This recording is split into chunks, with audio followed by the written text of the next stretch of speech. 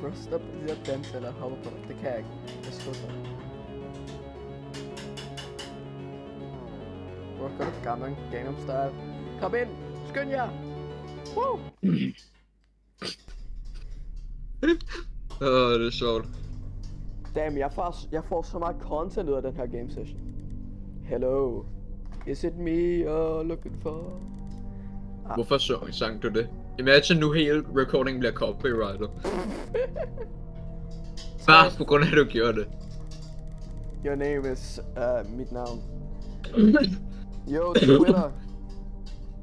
Yo, den her guds kat er en stor fan af FNAF 3, nice. Hvad? Ja, jeg kigger bare på Twitter bare samtidig.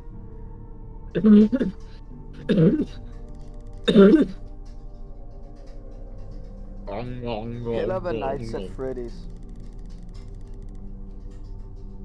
Hvorfor ved den hvor lang? Min account er næsten 2500 dage lang. Du er en veteran, det er godt. Kæft, den kaldte mig gammel. Se, de siger næsten, fordi de ved ikke dit password endnu.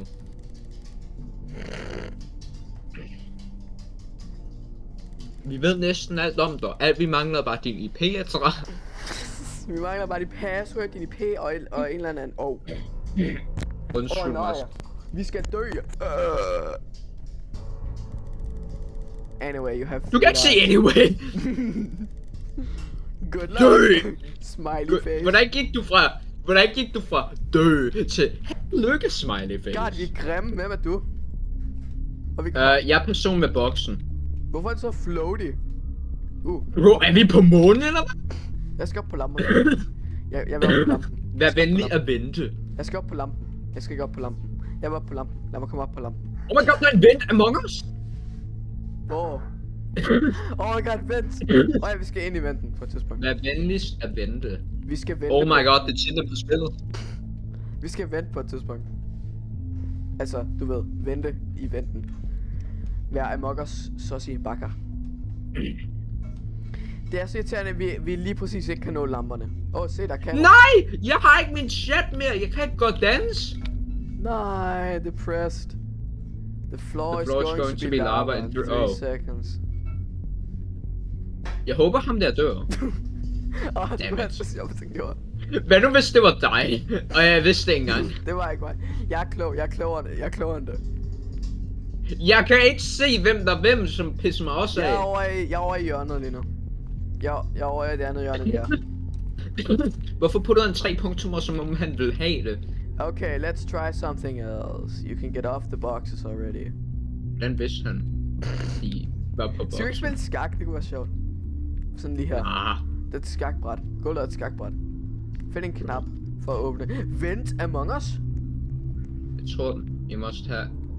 Jeg tror, der stod, you must have 2 minutes. Den her. Nej! Pis. Mand. Den vi skal lede igennem rummene. Den her sang er fra UCN. Den her sang er fra Ultimate Custom Night. Der er musik? Ja. Hvor er knappen? Leder du også? Jeg prøver at lede.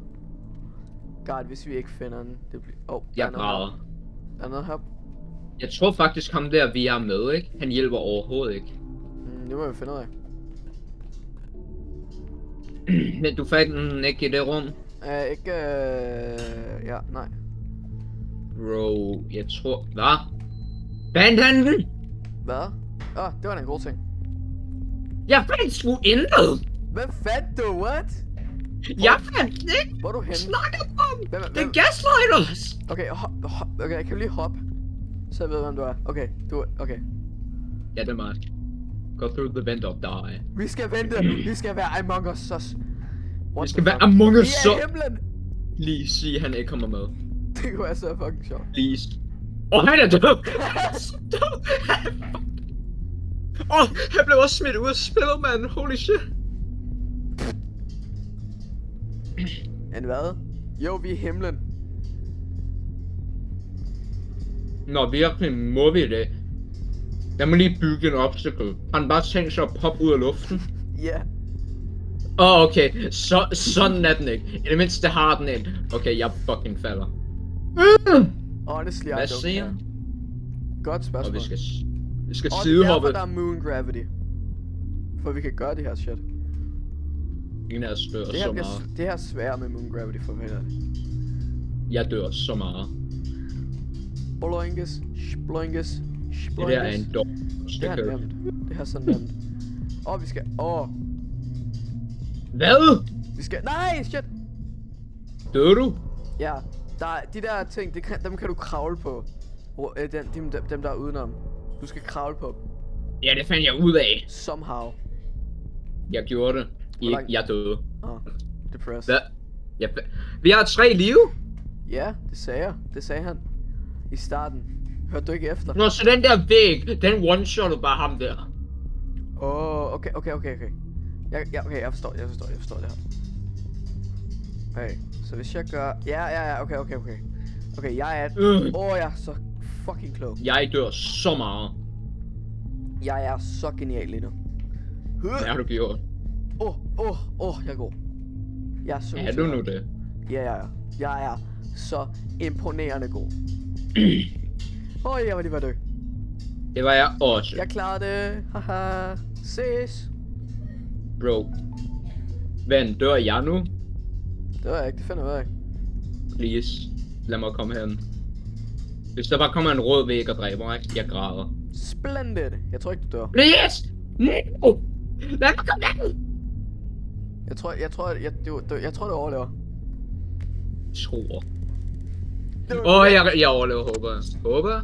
Jeg tror, du overlever. Let's go. Hey, yo!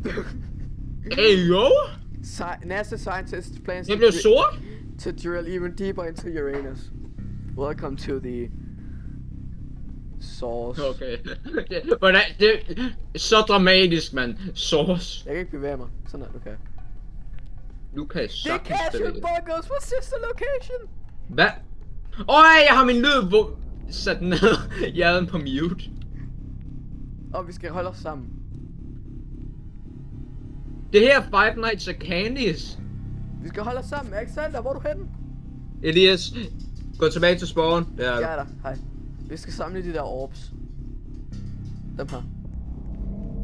Det her er FNAF's Five Nights at Candy's.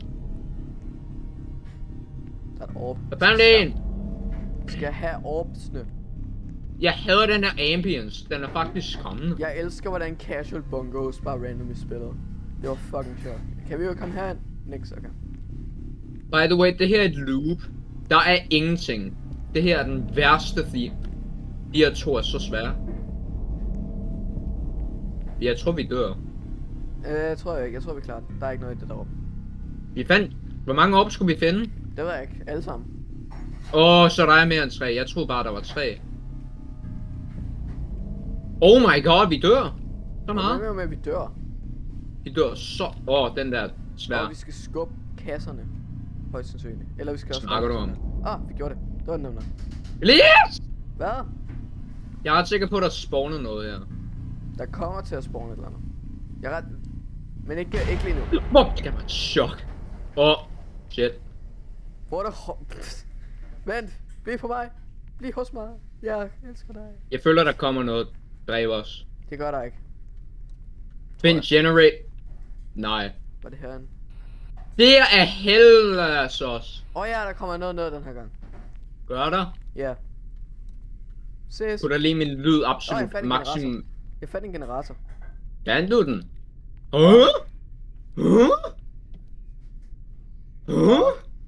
Du fandt? Jeg fandt generatoren. Kæft, jeg er god. Hvor er lyset? No shit. Jeg ved om der kommer noget ned ad en af gangene. Wow. Så kliché. Jeg skal videre. Farvel. Nope. Åben. Do not give up. Der var ikke engang noget udråbstegn. Det kan Der har den tænkt sig bare. You are getting closer. Nej, Roots. Væggene glitcher os. Teksterne klarer det ikke rigtigt. Hvad? Undskyld mig. Light mode. It's gotta be the scariest place anyone can imagine. Ja, jeg ved hvad det her. Welcome to the underground. Welcome to the underground. Nej, det er fucking forfærdeligt. Jeg siger, hvis Tine kommer hen, så dræber jeg en eller anden. Jeg dræber mig selv, hvis Tine kommer hen. Bro, okay, relax. Jeg kommer til at skide i bukserne. Ja, vi skal... Det her er en quiz om vores egen account. Hvorfor er der popcorn-korn på min skærm? Jeg holder ikke øje, fuck. Shit! Og der er en timer! Jeg gætter bare. Where's the experience? No... X... It... Nej, vent. E... My name... Text? Vil den sådan have mit username? Jeg håber det der er rigtigt. Sister location musik. Men hvad skal jeg skrive som navn? Dit username, dumbass. Jeg mener den 3 spørgsmål. Der skal du skrive noget lektie der, jeg tænker på. Men hvad er experiment navnet? Det er Isolator, det sagde han til at begynde med. Det sagde han lige da skolen begyndte. Isolator. Hvad nu? Så venter vi på at... jeg er så død, mand. Jeg dør så meget. Det gør jeg også, bare roligt. Det er bare eksamensnerver, det går nok. Ja, vi dør. Det er bare eksamensnerver, bare roligt. Lad os se, vi fejlede begge to. Okay. Bro, okay. Det var en god ting. Det er en god ting. Okay, RC bestået.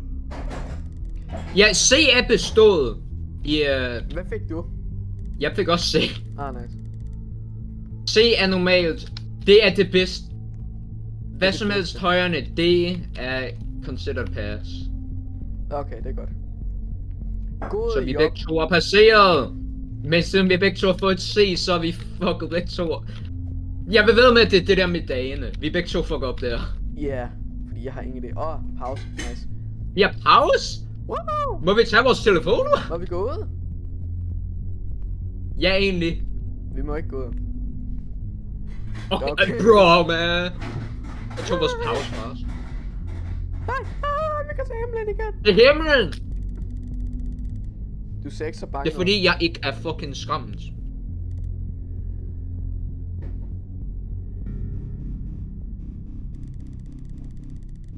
Nej, det er slået igen. Hvad? Nej! Skolen blev til sauce! Min øjne! Det her er helvede. Det her er helvede.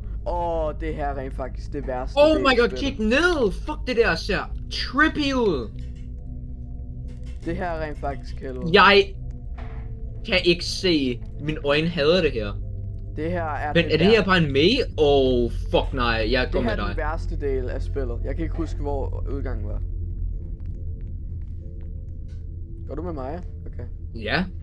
Jeg tror bare en af jer skal finde udgangen. For helt ærligt. Men jeg går stadig med dig for en sikkerheds skyld. Bro, de fjes, fordi det er bare komplet hvid smiley. Anyway, jeg gør den her vej, sis. Det der er starten, fuck. Okay, så vi begge to går en different vej, awesome. Jeg fandt en blinket. Fuck. Det var ikke engang med. Hvem skulle have troet, du gav mig et chok mere end hvad jeg tror, der burde skamme mig? Der er en blinket igen. Hvor er du henne? Jeg er et sted. Nice. Det lyder sjovt. Jeg fandt dig! Det du er? Vi har basically kun udforsket den ene side af mappet. Okay, det her er helvede, seriøst. Ja. Jeg kan ikke se, hvor... Jeg så dit lys gennem døren. Eller væggen. Jeg fandt det! Hvad gjorde du? Hvor er jeg? Hvor er du hen? Jeg fandt en lang gang. Hvilken vej gik du? Lad mig lige gå tilbage. Her! Vent, der kommer noget ned den her gang, gør det ikke? Okay, lyd til 0. Jeg kan ikke huske det. Nej, jeg gør den her vej. Nej, det gør der ikke. Der kommer ikke noget. Bro, hvorfor blev den blank igen? Fordi det er transition. Okay, fine. You're doing great. Yo, vi gjorde... Okay, bullshit. Let's go. Let's go, Pikachu! Let's go, fuck some... den her. Det er sted! Det her sted. Kan du kode? Okay, jeg går lyset. Okay. Okay, vi skal have hexadecimal. Du gør det der andet. Jeg tager morse-kode frem. Morse-kode... Translator. Ja, decoder. Fuck. Fuck af med dig. Jeg tager lige og putter det her. Der står base 64. Og så står der noget andet her. Den her kasse er i vejen. Okay. Okay, der er en lang pause imellem. Tekst, morse-kode. Okay, den skal lige starte om. Der er ikke noget time limit, by the way. Okay, så... Vi siger... Base 64 code. Agree. Godt, og så siger vi... Hvor er decode? Decode. Okay. Så står der... Det der... En prik. Streg.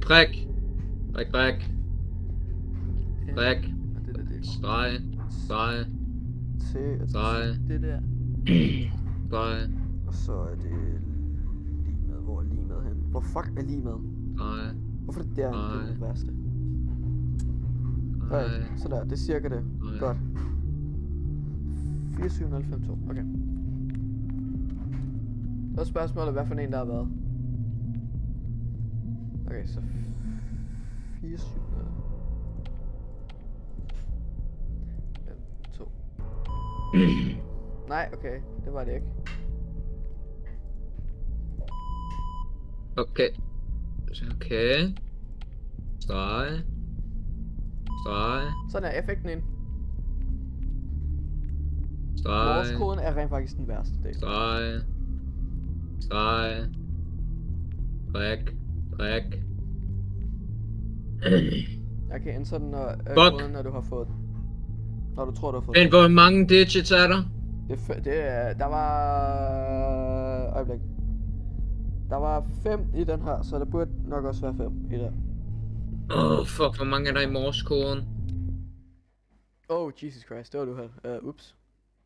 Vi kun optaget i 17 minutter, damn. 9, 1, 8.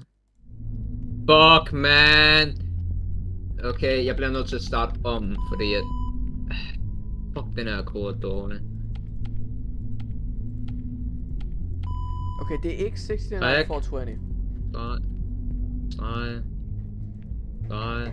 Det er ikke 69420, by the way. Jeg tror, jeg fandt ud af. Okay, hvad har du fundet af? Streg.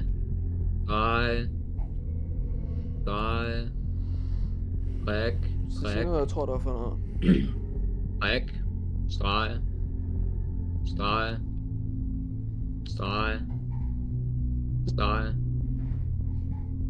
Space. Streg.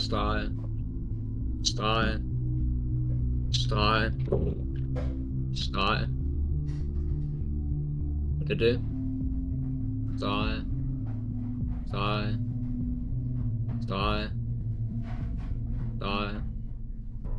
Så prik. Var det det? Prik. Bare vær. Okay, jeg går bare hen og indtaster det her, hvis det ikke er det. Så græder jeg. 1, 8, 1, 10, 9. Let's fucking go! GG, det var godt. Det var imponerende. Det der er fucking dumt, man. Nej, du har ikke fucking bullshit! Jeg skal bare 1. What the fuck? Det var ikke engang koden! Eller var det? Jeg græder, hvis... Vi fandt ud af det, I guess. Jeg går ned og henter min mad. Okay, det kan jeg ikke gøre alligevel. Du har ikke tid til det, skønt. Du er belagt lige her. Jeg bliver nødt til at... Jeg fucking dør, hvis jeg... Men han snakker ikke? Get ready. Okay, jeg kan ikke gå ned og hente min aftensmad. Too bad. Okay, hvornår kan jeg bevæge mig? Ja, jeg får lov til at bevæge. Er det der muligt? Det er ikke. Jeg er død. Vi skal klatre på det. Jeg er død. Jeg har stadig et liv tilbage. Jeg er stadig i liv. Jeg har sådan et liv tilbage. Ui, det var tæt på. For nu, så er jeg stadig i live. Fucking god. Jeg kan ikke komme højere op end det her. What the fuck?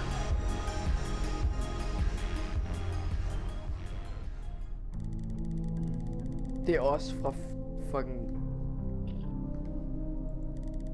This is your first day, so do not worry. You have 2 lives. But if you die an amount of 3 times, you will only be able to ja, jeg tror ikke, jeg kunne komme op af den ting, som jeg skulle komme op af. Kan jeg komme i live, please? Spawning. Spil. Jeg tror, at that was easy. Okay, jeg tror godt... Okay, jeg går ned og hente mad. Skynd dig. I just can't accept it right now. Oh jeez, den blev sort. Oh nej. Nu er jeg bange. Nu er jeg rigtig bange.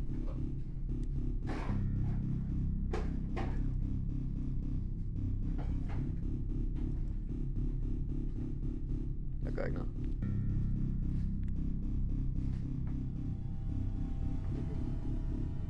Det er bare, du skal også pakke det sammen. Ja, det ved jeg godt, Men vi er i gang med noget, som ikke kan passe.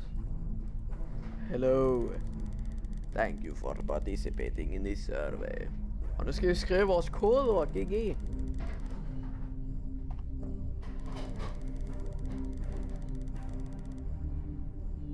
Yes. Good look.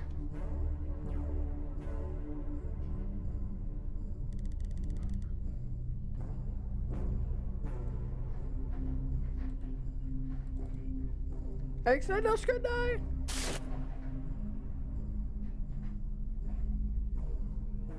Hallo? Nej.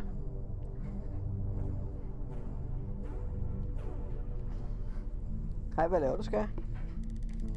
You people are very funny. Do you hate me? So yes. Alexander, du når det ikke, nej. Bro. Am I a human? Højst sandsynligt ikke. Hvad fanden? Hvad? Der er en quiz! Jeg er så død. Det er ikke en quiz, det er bare en survey. Bare rolig. Det er ikke en quiz, der er ikke nogen rigtige og forkerte svar. En survey. Do you know the code? No.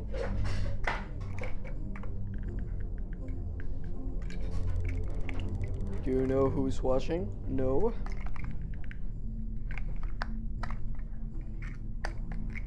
Fuck, det der kan jeg ikke lide. Hvem er inde i dit hus? Det er ikke engang et spørgsmål! Hvad? Der var ingen timer! Who's inside Den spurgte, hvem er inde i dit hus, og der var ingen timer. Ja, er inde i mit hus.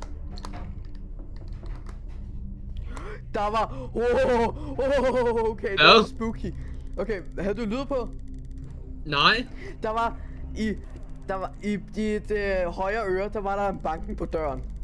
Nej, okay, det er bare ulækkert. Jo, det var der. Holy shit. Det er så... Nej, det kan jeg ikke lide, mand. Det var fucking fedt. Jeg hader, når spil gør sådan noget, de bruger panning korrekt, og de bare putter det i dit højre øre.